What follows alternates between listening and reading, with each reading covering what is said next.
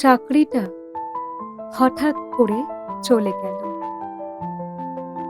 বাড়িতে এসে দেখলাম সবার মুখ ভার। বুঝলাম সংসার চালানোর দুশ্চিন্তা আড়াল করে রাখল সকলের আমার প্রতি আদর আর যত্নকে। জীবন সঙ্গিনীও দেখলাম অন্যের জীবনে চলে গেল।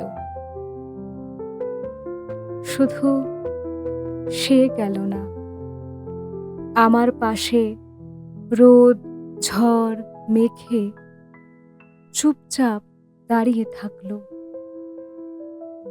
আমি সেই কবে ওকে একটা বিস্কুট খেতে দিয়েছিলাম, কিন্তু ও আমাকে ওর বন্ধু ভেবে নিয়েছে। আজ তাই ও এই বেকার মানুষটাকে জড়িয়ে ধরতে চাইছে।